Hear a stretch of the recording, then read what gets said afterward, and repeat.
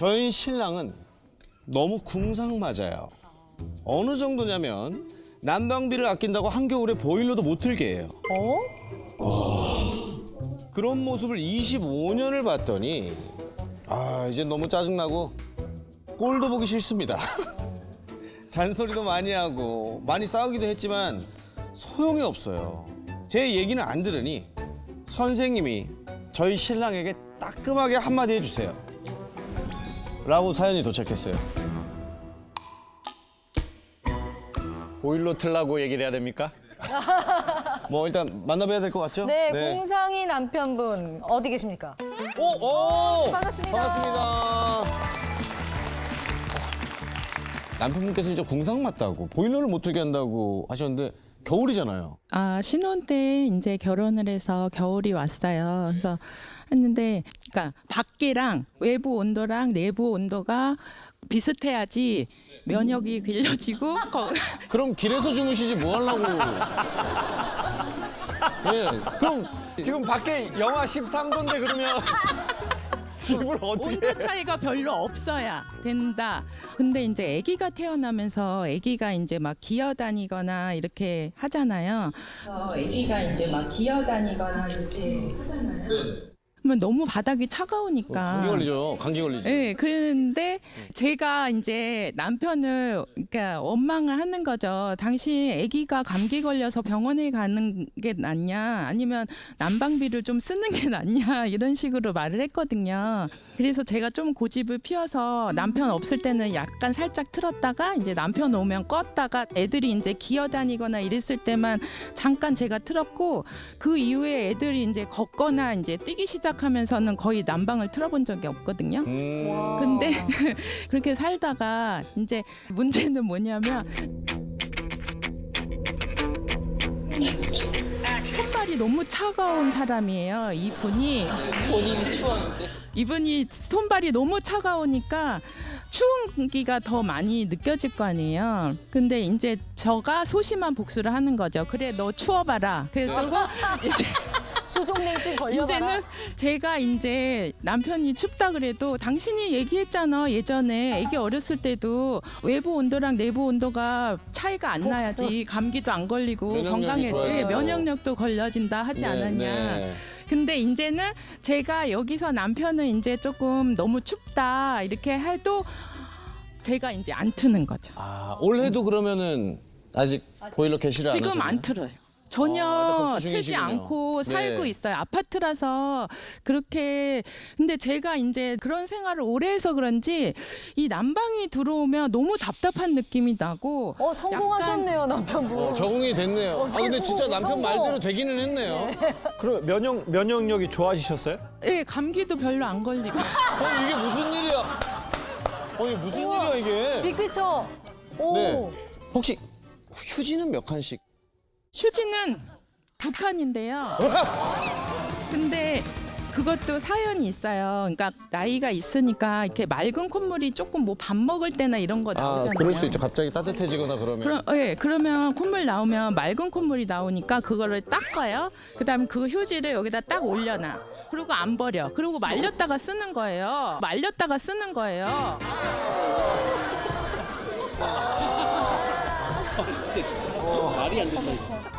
아니 지금 보니까 그러면은 이 형님 정관 수술 때 아팠던 게 돈 아껴가지고 싼 데서 좀 아파요.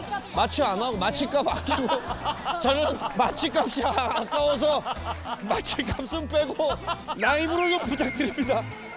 라이브로. 더 웃긴 거 뭔지 알아요? 양말도 시장에서 10개씩 파는 뭐 하나에 지금으로 치면 한 뭐 500원? 이 정도 되는 맞아요, 있어요. 양말 그런 거 있어요. 예, 묶음으로 맞아요, 파는 맞아요, 거. 있어요. 빵꾸가 났어요, 양말이. 그러면 저한테 바늘하고 실을 해서 꼬매달라는 거예요. 그래서 나는 그거 못한다. 그래서 딴 여자를 구해서 꼬매달라 그래라. 그 여자 못 구할 거예요. 왜냐 그 여자한테 또 돈 줘야 되니까. 그래서 못 구하더라고요. 안 돼. 그런 여자 못 구해. 근데 양말도 약간 전조 증상이 있잖아요. 예, 그렇죠. 뒤꿈치가 살짝 살색이 비치잖아요. 그럼 어떻게 하냐면요. 양말을 살짝 내려요. 왜냐면 뒤꿈치가 약간 이게 보이잖아요. 리필하는군요, 뒤꿈치에서. 네, 살짝 내리면은 이렇게 발에 걸치면은 뒤가 해진 게 안 보여요. 그러니까 약간 이런 식인 거죠. 여기가 발 뒤꿈치가 여기가 그쵸? 닿았을 때 예. 이렇게 내려서 그렇죠. 여기를 이렇게 예, 그렇죠. 그렇게 싫으면 계속 이렇게 하다가 발이 이렇게 길어지거나 이렇게 왔다 갔다는 해요. 그래서 아 그래요? 예. 그럼 여기를 좀 네. 땡기고 여기를 좀 내려서 이렇게 그러다 안 되면 이제 꼬매야 되는데 외식도 거의 나가서 외식하면 10,000원짜리 이하 막 이렇게 먹는 거예요. 요즘 짜장면 가격이 거의 한 짜장면도 9,000원. 13,000원, 12,000원 이렇게 하고 예전에는 거의 뭐 8,000-9,000원 이 정도 할 때였어요.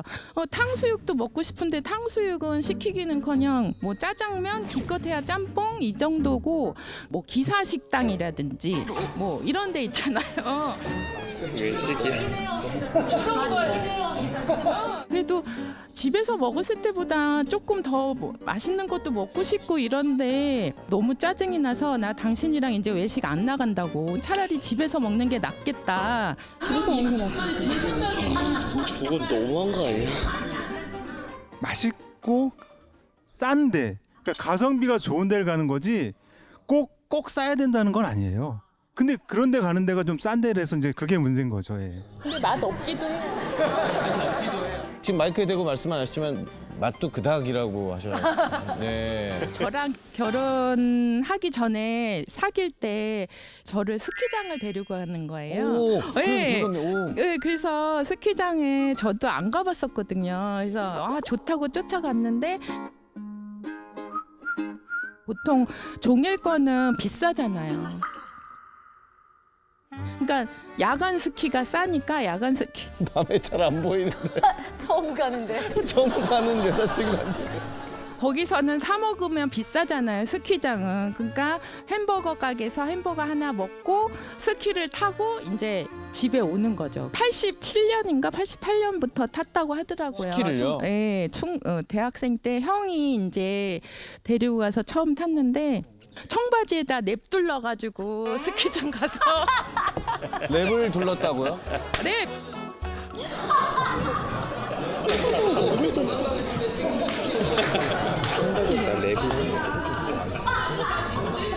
그래서 돼?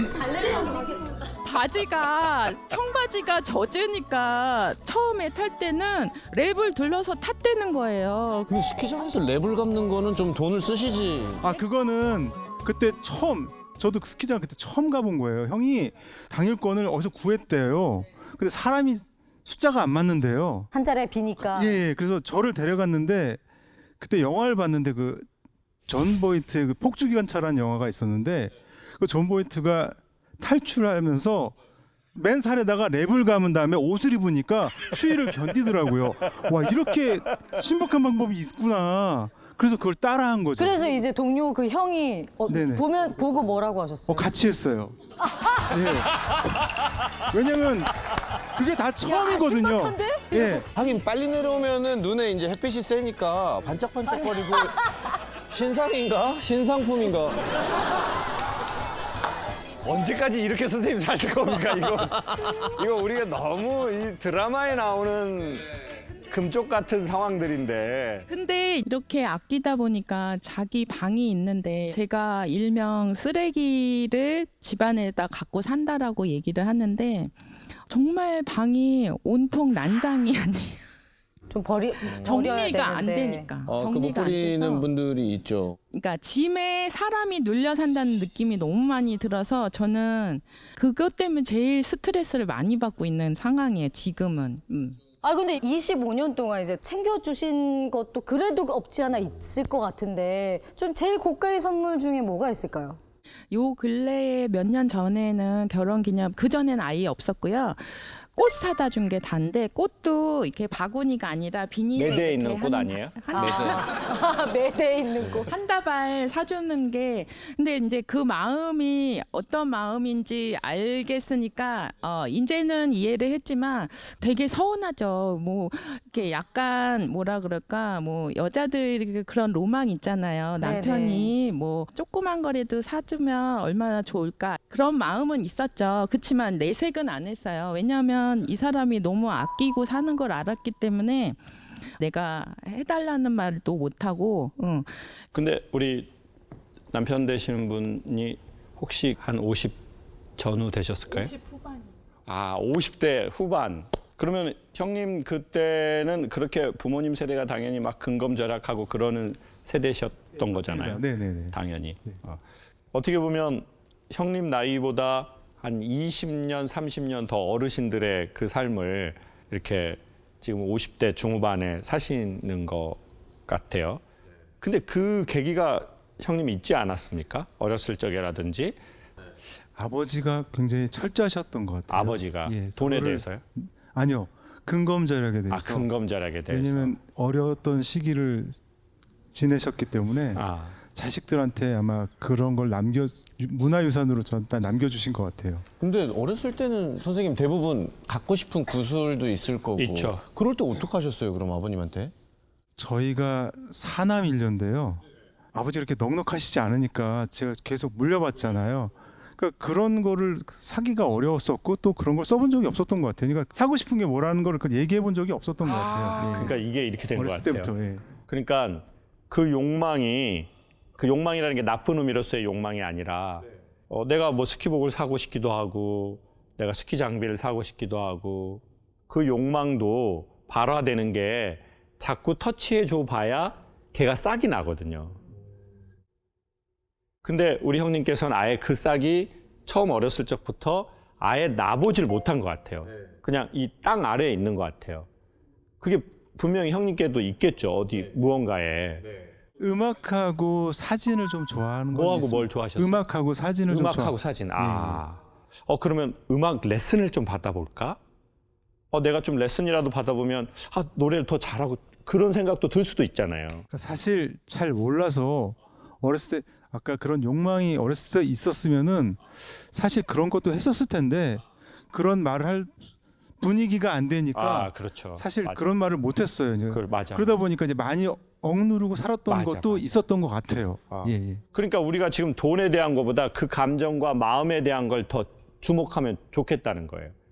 제가 이제 옛날 차가 있는데 그런 애들이 막 500만 원, 1000만 원 돼요. 그러니까 국산 신차보다 훨씬 싸요. 근데 사실은 벌이가 그래도 고맙게 있으니까 그런 거 사면 되는데 아주 현대 나온 거, 삐까뻔쩍한 거 그런 거 안 사고 이상하게 옛날 그 중고차를 사는 거예요. 1000만 원 주고 사서 1000만 원 주고 고쳐요.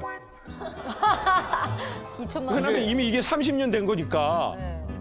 그러면서 그때 이제 이런 걸 몇 번 반복하면서 어느 날 이렇게 차분하게 앉아서 생각을 하게 된 거예요. 나는 요즘 나오는 사람들이 이런 거 사면 되는데 왜 자꾸 이런 걸 사지? 제가 그때 시간이 지나서 느꼈던 게 저희 아버지가 청각장애가 있으셨잖아요. 그래서 아버지가 차가 한 번도 없었어요. 집차가. 집차가 한 번도 없고 엄마는 이제 글을 모르시니까 운전할 수가 없고 아빠는 귀가 안 들리니까 운전을 할 수가 없고 그러니까 저희 집은 제가 태어나서 지금까지 집차가 단 한 번도 없었던 거예요.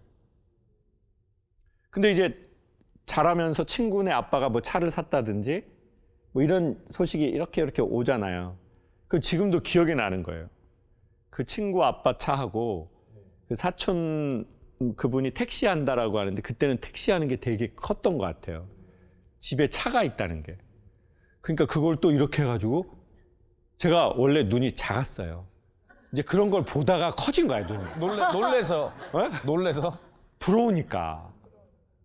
부러운데 감히 어떻게 할 수 없는 그 어린아이에 너무 먼 그거. 그러니까 자꾸 그때 나왔던 차를 사더라고요. 그때 만약에 우리가 돈이 있었다면 살 수 있었던 그 차. 그러면서 얘기를 하고 싶은 건 오늘 돈 쓰는 걸 얘기하고 싶은 게 아니에요. 형님이 어렸을 적에 그 어린아이가 뭔가 감히 내 욕망을 내 안에 있는 무언가를 밖으로 아버지한테 아버지 저 이거 좀 하고 싶어요. 근데 그것도요. 이 분위기라는 게 있기 때문에 안 될 것 같으면 착한 애들은 아예 나중에 말 안 해요. 그러니까 그랬던 그 형님이 아마 형님 마음 안에 있지 않으시겠어요? 그 아이가 그 기억을 다 갖고 있을 텐데. 근데 어느 날 이제 형님께서 경제 활동을 하면서 꼼꼼하게 생활하면서 이제 경제력이 생겼는데 여전히 그 우리의 과거의 그 고리 안에 우리가 있는 거죠. 그래서 저는 형님에게 형님 왜 이렇게 돈을 아끼십니까? 이런 바보 같은 단순한 말로 접근하고 싶지 않고 형님 더 나이가 드시기 전에 그 어린 나이, 형님 안에 있는 어린 나이에 그 싹을 조금 햇빛을 주고 물을 줘보면 어떻습니까? 근데 그 물이라는 게 이거 어떻게 보면 되게 버려지는 것 같거든요. 그 돈이라는 거 그거 버려지는 것 같거든요. 그렇지만 형님 그거 돈이라고 생각하지 마시고 형님 안에 있는 그 어린아이에게 햇빛도 주고 물도 주는 거라 생각하시고 그렇게 접근해 보시면 어떨까요? 이렇게는 말씀을 드리고 싶어요. 저를 좀 더 돌아봐야 될 것 같은 생각이 좀 들고요. 이제 저 안에 눌려있던 게 뭔가가 있었던 것 같긴 해요. 오늘 선생님 만나가지고 좀 더 찾으려고 노력을 하고 그다음에 또 아내도 편할 수 있게 좀 더 노력해야 될 것 같아요. 나 혼자 할 수 있는 건 아니고 같이 해야 될 것 같아요. 네.